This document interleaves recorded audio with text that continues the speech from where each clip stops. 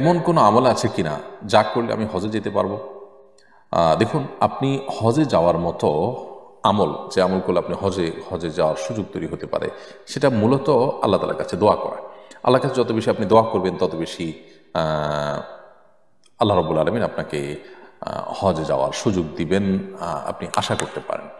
দোয়া করবেন, যদি দোয়ার শর্ত অনুযায়ী আপনি করতে পারেন, কায়মান বাক্যে দোয়া করতে পারেন, সেভাবে আপনি মনোযোগের সাথে দোয়া করতে পারেন, কারণ আল্লাহ তাআলা অমনোযোগী অন্তরের দোয়া কবুল করেন না। অতএব সেভাবে যদি দোয়া করতে পারেন তো আশা করা যায় আল্লাহ বলেন আপনার দোয়া কবুল করবেন। তো সেভাবে আপনি দোয়ার চেষ্টা করবেন। এর বাইরে নিজের সাধ্য অনুযায়ী আপনি অর্থ সঞ্চয় করা থেকে নিয়ে অন্যান্য প্রস্তুতি যেগুলো আছে সেগুলো আপনি নিতে থাকবেন। আশা করা যায় আল্লাহ রাব্বুল আলামিন আপনার দোয়া কবুল করবেন। এর বাইরে আসলে স্পেসিফিক কোনো আমল নাই যেটা করলে আপনি হজে যেতে পারবেন। হজে যাওয়ার জন্য এই চেষ্টাগুলো করবেন। এছাড়া যে আমলগুলো করলে হজ এবং আমরা সওয়াব পাওয়া যায়, যেমন শেখা নামাজ পড়লে আরও বিভিন্ন আমল আছে, সেই আমলগুলো আপনি করতে থাকবেন। এখান থেকে হজের প্রতি আপনার আগ্রহ, আপনার তামান্না যা আছে সেটি বোঝা যাবে। আন্তর্জাতিক ফুটবল খেলা দেখা এবং এ নিয়ে আলাপ আলোচনা করা জায়েজ আছে কিনা?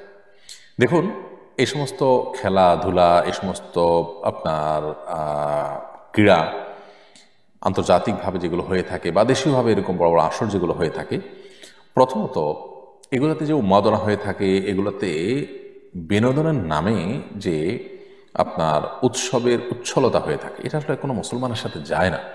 একজন মুসলমান পৃথিবীতে বেঁচে থাকার প্রয়োজনীয়তার যতটুকু আনন্দ বিনোদন প্রয়োজন আছে সেটাকে অ্যালাউ করে।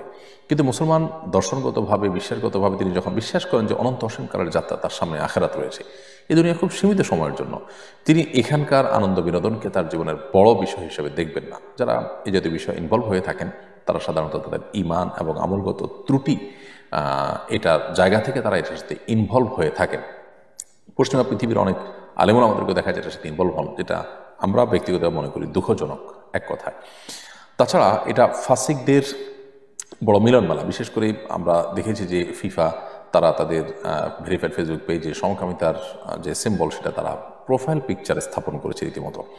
অর্থাৎ এরা যত শয়তানি কর্মকাণ্ড পৃথিবীতে হয়ে থাকে সেগুলোর তারা পৃষ্ঠপোষক বলতে পারি।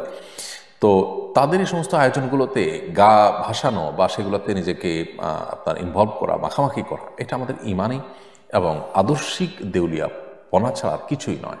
আপনি একজন মুসলিম হিসাবে আপনি যথেষ্ট রিচ এবং সমৃদ্ধ। আপনি অমুসলিম, ইসলাম বিদ্বেষী, শয়তানের অনুসারীদের কাছে কোনো কিছুর জন্য ধর্ণা দেওয়ার কোনো প্রয়োজন নেই। এটা আপনার বিশ্বাস এবং আদর্শের জায়গা থেকে আসলে যায় না। এটি হলো একটি বিষয়। এর বাইরে এটার সাথে যারা ইনভলভ থাকেন তারা সেটা নিয়ে আলাপ আলোচনা, পর্যালোচনা ইত্যাদি করেন, এটা অনর্থক কাজ এবং অপ্রয়োজনীয় কাজ। নবী করিম সাল্লাল্লাহু আলাইহি ওয়াসাল্লাম বলেছেন, মিন হুসনি ইসলামিল মারই তারকুহু মা লা ইয়ানিহি। মুসলমান ইসলামের সৌন্দর্য তখনই প্রকাশ পাবে যখন সে অহেতুক অনর্থক কাজ থেকে বেঁচে থাকবে। তো আপনি এ জাতীয় কাজ করছেন, সেখানে কে কি জিতলো না হারলো এটাতে আপনার কি আসবে যাবে?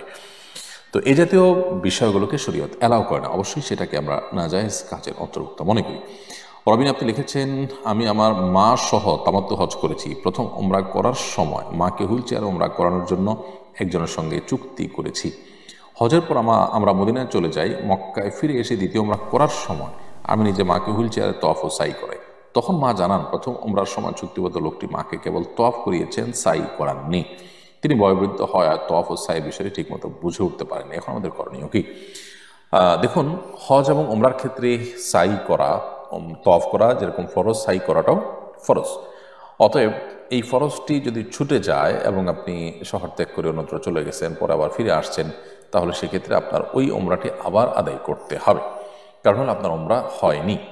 এটা যদি ওয়াজিব হতো তাহলে সেক্ষেত্রে আপনি দম দিয়ে এক্ষেত্রে দায়িত্বমুক্ত হতে পারতেন, কিন্তু যেহেতু ফরজ অতএব দমে চলবে না, বরং আপনার এই ওমরাটি আবার আদায় করতে হবে।